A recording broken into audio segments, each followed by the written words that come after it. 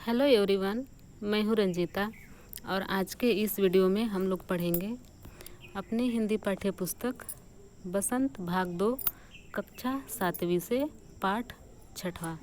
इस पाठ का शीर्षक है रक्त और हमारा शरीर।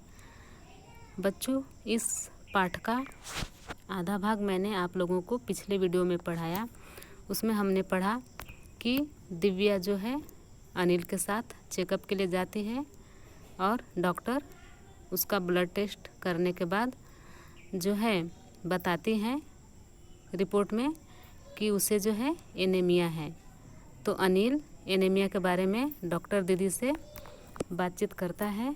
तो डॉक्टर दीदी बताती हैं कि खून की कमी जो होती है उसी को एनीमिया कहते हैं। उसके पहले हमने ये भी पढ़ा कि उसमें डॉक्टर दीदी ने बताया कि हमारे रक्त में जो लाल कण, सफ़ेद कण और कुछ बिना रंग के जिन्हें बिंबाणु कहते हैं, प्लेटलेट कण होते हैं। और उन्होंने बताया कि हमारे रक्त में सबसे अधिक लाल कण होते हैं और इसी के कारण हमारा रक्त जो है लाल दिखाई पड़ता है। उसके बाद उन्होंने अनिल को बताया कि हमारे शरीर के अंदर जो होता है एक कारखाने टाइप, यानी कि हमारा शरीर ही पूरा मशीन है, मशीन रूप में काम करता है। और उसमें जो है रक्त यानी कि खून बनाने के लिए उस कारखाने को प्रोटीन, लौह तत्व और विटामिन्स की ज़रूरत होती है। इसीलिए जो क्या होता है, व्यक्ति को पौष्टिक आहार लेना चाहिए। इसमें हरी सब्जी, फल, दूध, अंडा और गोश्त जो है लेनी चाहिए, जिससे जो है प्रोटीन, लौह तत्व और विटामिन हमारे शरीर को मिलेगा और उसी से रक्त यानी कि खून तैयार होगा। वहीं पे दीदी ये बात बताती है कि इन्हीं लाल रक्त कणों की कमी को एनीमिया कहते हैं। यहाँ तक हमने पढ़ा था पिछले वीडियो में। आज हम पढ़ेंगे इससे आगे। अब इसके आगे देखिए अनिल क्या कहता है। तो क्या संतुलित आहार लेने मात्र से हम एनीमिया से बचे रह सकते हैं? अनिल ने सवाल किया। दीदी बोली, हाँ, यह कहना काफ़ी हद तक सही होगा। यूँ तो एनीमिया बहुत से कारणों से हो सकता है, किंतु हमारे देश में इसका सबसे बड़ा कारण पौष्टिक आहार की कमी है। इसके अलावा इस रोग का एक और बड़ा कारण है पेट में कीड़ों का हो जाना। ये कीड़े प्रायः दूषित जल और खाद्य पदार्थों द्वारा हमारे शरीर में प्रवेश करते हैं। अतः इनसे बचने के लिए यह आवश्यक है कि हम पूरी सफाई से बनाए गए खाद्य पदार्थ ही ग्रहण करें। देखिए, तो जब अनिल दीदी से पूछता है कि दीदी, संतुलित आहार लेने से ही हम एनीमिया से बचे रह सकते हैं, तो डॉक्टर दीदी ने कहा कि काफ़ी हद तक तो यह कहना ठीक है कि हाँ, कि संतुलित आहार लेने से हम एनीमिया से बच सकते हैं। लेकिन ऐसे तो एनीमिया होने के बहुत से कारण और भी हो सकते हैं, जैसे कि हमारे देश में पौष्टिक आहार की कमी तो है। इसके अलावा इस रोग का एक और बड़ा कारण है पेट में कीड़ों का हो जाना। एनीमिया होने का एक और बड़ा कारण क्या है? पेट में कीड़ों का हो जाना। और ये कीड़े पेट में कैसे होते हैं? ये हमेशा दूषित जल और खाद्य पदार्थ से क्या होते हैं, हमारे शरीर में प्रवेश करते हैं ये कीड़े। अतः इनसे बचने के लिए हमें क्या ज़रूरी है, क्या आवश्यक है कि हम पूरी सफाई से बनाए हुए खाद्य पदार्थ यानी कि खाने की वस्तुएं ही क्या करें, ग्रहण करें, यानी कि ले पूरी साफ़ सफाई। यानी कि देखिए बच्चों, साफ़ सफाई हमारे लिए बहुत ज़रूरी है। स्वस्थ रहने के लिए साफ़ सफाई बहुत ज़रूरी है। इसके लिए शुद्ध जल, शुद्ध आहार, इसका सेवन करना चाहिए, जिससे हम इन कीड़ों से बच सकते हैं। भोजन करने से पूर्व अच्छी तरह से हाथ धो लें और साफ पानी ही पिएं। और हाँ अनिल, एक किस्म के कीड़े भी हैं जिनके अंडे ज़मीन की ऊपरी सतह में पाए जाते हैं। इन अंडों से उत्पन्न हुए लार्वे त्वचा के रास्ते शरीर में प्रवेश कर आंतों में अपना घर बना लेते हैं। इनसे बचने का सहज उपाय है कि शौच के लिए हम शौचालय का ही प्रयोग करें और इधर उधर नंगे पैर न घूमें। तो फिर डॉक्टर दीदी बताती है कि दूषित जल और दूषित खाद्य पदार्थ से तो ये कीड़े होते ही हैं। एक और कारण ये है कि इसमें क्या होता है, दीदी बताती हैं कि हमें भोजन करने से पहले हाथों को अच्छी तरह से साबुन से धो लेना चाहिए और साफ़ पानी ही पीना चाहिए। फिर दीदी बताती हैं कि ज़मीन के ऊपरी सतह पर, यानी कि ज़मीन के ऊपरी सतह जो ऊपर का भाग होता है, उसमें क्या होता है, इन अंडों से उत्पन्न हुए, इन कीड़ों के जो अंडे होते हैं, इनसे उत्पन्न हुए लार्वे यानी कि जो कीटाणु त्वचा के रास्ते शरीर के आंतों में जाकर अपना घर बना लेते हैं। तो इसलिए हमें शौच के लिए शौचालय का प्रयोग करना चाहिए और नंगे पैर इधर उधर न घूमें। दीदी यह तो बहुत ही महत्वपूर्ण बात बताई आपने, अनिल बोला। वह पल भर सोच में डूबा रहा। फिर बोला, आपने बताया था कि रक्त में सफ़ेद कण और बिम्बाणु, जिसे प्लेटलेट कण भी कहते हैं, ठीक है, तो ये जो बिम्बाणु होते हैं शरीर में, उनका क्या काम है? तो फिर अनिल पूछता है कि दीदी आपने बताया था कि लाल रक्त कण के बारे में तो आपने मुझे बता दिया, आपने उसके बाद बताया था कि इसमें कुछ सफ़ेद कण और कुछ बिम्बाणु होते हैं, तो उनका शरीर में क्या काम होता है? तो आगे देखिए, आगे दीदी बताती हैं यहाँ पर अनिल से कि ये जो सफ़ेद रक्त कण, दीदी बोली, सफ़ेद रक्त कण वास्तव में हमारे शरीर के वीर सिपाही हैं। जब रोगाणु शरीर पर धावा बोलने की कोशिश करते हैं तो सफ़ेद कण उनसे डटकर मुकाबला करते हैं और जहाँ तक संभव हो पाता है रोगाणुओं को भीतर घर नहीं करने देते। बस संक्षेप में यूँ मान लो कि वे बहुत से रोगों से हमारी रक्षा करते हैं। तो दीदी बताती हैं कि ये जो हमारे रक्त में यानी कि खून में सफ़ेद कण होते हैं, ये हमारे शरीर के वीर सिपाही हैं। ये क्या है? वीर सिपाही हैं। लाल रक्त कणों का क्या काम था? वे हमारे शरीर के हर हिस्से में रक्त को पहुंचाने का काम करते हैं और ये जो सफ़ेद कण है ये हमारे शरीर के वीर सिपाही हैं। एक वीर सिपाही किससे मुकाबला करते हैं?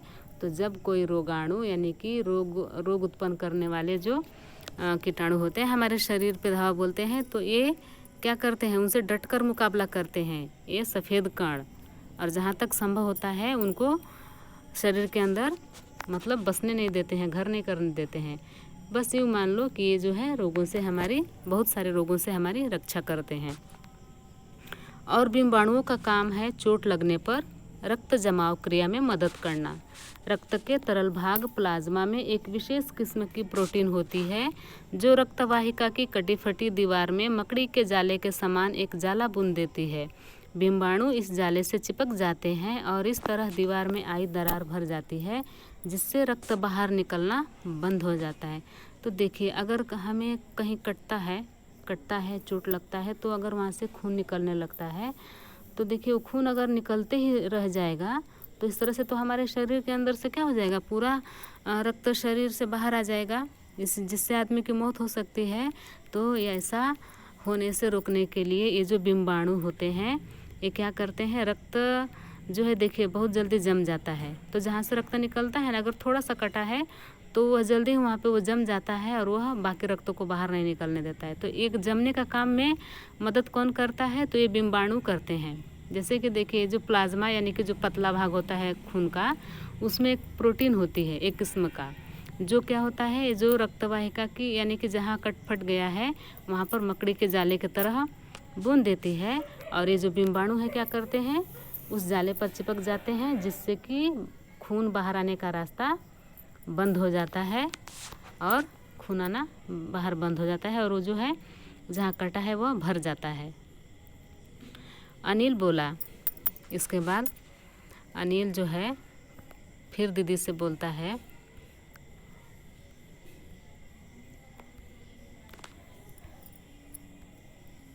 दीदी घाव गहरा हो तब तो खून बहता ही चला जाता है। तो फिर अनिल बोलता है कि दीदी अगर घाव गहरा हो तो खून तो बहता ही चला जाता है। हाँ, ऐसे समय में उस व्यक्ति को जल्दी से डॉक्टर के पास ले जाना चाहिए। ज़रूरत समझने पर ऐसी स्थिति से निपटने के लिए कुछ टाँके भी लगाने पड़ सकते हैं, किंतु डॉक्टर के पास पहुंचने तक के समय में चोट के स्थान पर कसकर एक साफ कपड़ा बांध देना चाहिए। दबाव पड़ने से रक्त का बहना कम हो जाता है, जो उस व्यक्ति के लिए काफ़ी लाभप्रद सिद्ध होता है। किंतु अगर बहुत अधिक रक्त बह जाए तो उसे रक्त चढ़ाने की ज़रूरत भी पड़ सकती है। दीदी ने समझाते हुए कहा। तो दीदी ने कहा कि हाँ अनिल, कि अगर घाव गहरा होता है तो खून बहता ही चला जाता है, तो ऐसे में क्या है कि उस व्यक्ति को जल्दी से डॉक्टर के पास ले जाना चाहिए। और क्योंकि डॉक्टर को अगर ज़रूरत महसूस होगी तो वह कुछ टाँके भी लगा सकता है, लेकिन डॉक्टर के पास ले जाने के पहले हमें क्या करना चाहिए, जहाँ पे चोट लगा है वहाँ पे एक साफ़ कपड़ा कसकर बांध देना चाहिए। कसकर बांधने से, दवा पड़ने से क्या होता है, खून का बहना कम हो जाता है, जिससे उस व्यक्ति के लिए कुछ लाभदायक हो सकता है, उसका खून निकलना कुछ हद तक कम हो सकता है।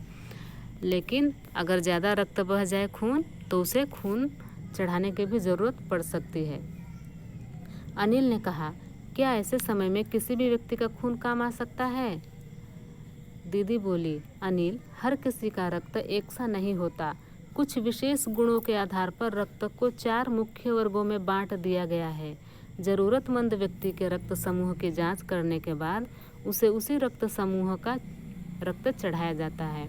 तो जब अनिल ने पूछा कि जिसे ब्लड चढ़ाने की ज़रूरत पड़ती है, तो क्या उसको किसी भी व्यक्ति का ब्लड चढ़ाया जा सकता है? तो दीदी बोलती है कि नहीं, क्योंकि हर व्यक्ति का खून एक जैसा नहीं होता है। खूनों को 4 वर्गों में बांटा गया। जैसे हम लोग जानते हैं ना बच्चों की ब्लड ग्रुप हम लोग का जो होता है, ए बी जो भी होता है सबका, तो उन्हीं में बांटा गया है। तो जिसको खून की आवश्यकता है, पहले उसका जांच होता है और उसी के ग्रुप का खून वाला व्यक्ति जो है ढूंढा जाता है और तब उसे चढ़ाया जाता है। लेकिन ज़रूरत के समय यदि उस रक्त समूह का कोई व्यक्ति मिले ही नहीं, तब? अनिल ने पूछा। जब दीदी ने बताया कि मरीज आदमी जो है, जिसे खून की ज़रूरत है, उसका जो ग्रुप है ब्लड, उसका उसी के ब्लड ग्रुप का ब्लड उसको चढ़ाया जाता है, तो अनिल ने पूछा कि अगर मान लीजिए उसके ब्लड ग्रुप का कोई व्यक्ति नहीं मिला, तब? तो आगे देखिए दीदी क्या कहती हैं। ऐसी आपात स्थिति के लिए ही ब्लड बैंक बनाए गए हैं। प्रायः हर बड़े अस्पताल में इस तरह के बैंक होते हैं, जहां सभी प्रकार के रक्त समूहों का रक्त तैयार रखा जाता है। किंतु इन ब्लड बैंकों में रक्त का भंडार सुरक्षित रहे, इसके लिए यह आवश्यक है कि हम समय समय पर रक्तदान करते रहें, दीदी ने कहा। तो उसके बाद जो है दीदी ने बताया कि हाँ, ऐसे स्थिति के लिए जो है ब्लड बैंक बनाए गए हैं, जो हर बड़े शहरों में बड़े अस्पतालों में ये जो ब्लड बैंक होते हैं, इसमें क्या होता है कि सभी ग्रुप के रक्त जो हैं रखे जाते हैं, यानी कि सभी ग्रुप के ब्लड रखे जाते हैं। और जब किसी को ज़रूरत पड़ती है तो यहाँ से ब्लड ले जा कर के मरीज़ को चढ़ाया जाता है। और ये जो ब्लड बैंक है, इसमें रक्त सुरक्षित रहे, इसके लिए क्या करना चाहिए, हमें समय समय पे जाके रक्तदान करते रहना चाहिए। क्या मैं भी रक्तदान कर सकता हूँ? अनिल ने पूछा। नहीं, अभी तुम छोटे हो। 18 वर्ष से अधिक उम्र के स्वस्थ व्यक्ति ही रक्तदान कर सकते हैं। एक समय में उनसे लगभग 300 मिलीलीटर रक्त ही लिया जाता है। प्रायः यह समझा जाता है कि रक्तदान करने से कमजोरी हो जाएगी, किंतु यह विचार बिल्कुल निराधार है। हमारा शरीर इतना रक्त तो कुछ ही दिनों में बना लेता है। वैसे भी शरीर में लगभग 5 लीटर खून होता है। इसमें से यदि कुछ रक्त किसी ज़रूरतमंद व्यक्ति के लिए जीवन दान बन जाए, तो इससे बड़ी बात क्या होगी, दीदी ने समझाते हुए बोला। तो दीदी ने बताया कि नहीं, तुम अभी रक्तदान नहीं कर सकते हो। इसके लिए उम्र की सीमा रखी गई है कि 18 वर्ष से अधिक उम्र के व्यक्ति जो है, और वो भी स्वस्थ व्यक्ति, रक्तदान कर सकते हैं। और एक बार में 300 मिलीलीटर रक्त ही लिया जाता है। बहुत लोग समझते हैं कि रक्त दान करने से कमजोरी हो जाता है, लेकिन यह गलत है, क्योंकि हमारा शरीर इतना रक्त कुछ ही दिन में बना लेता है। और हमारे शरीर में 5 लीटर खून होता है। इसमें से यदि थोड़ा सा किसी ज़रूरतमंद व्यक्ति की जान बचाने के लिए यदि दे दिया जाए, तो इससे बड़ी बात और क्या हो सकती है। फिर तो बड़ा होने पर मैं नियमित रूप से रक्तदान किया करूँगा, अनिल ने कहा। शाबाश अनिल, डॉक्टर दीदी ने अनिल की पीठ ठोकते हुए कहा। तो जब अनिल ने बातें समझ ली कि वह अभी छोटा है, वह रक्तदान नहीं कर सकता है। तो वह डॉक्टर दीदी से बोलता है कि फिर तो ठीक है, जब मैं बड़ा होऊंगा तब मैं नियमित रूप से हमेशा रक्तदान किया करूंगा। तो डॉक्टर दीदी ने अनिल को कहा कि शाबाश, और उसकी पीठ ठोकी। अनिल का पीठ ठोकते हुए डॉक्टर दीदी ने उसे शाबाशी दी कि यह तो बहुत ही अच्छी बात है।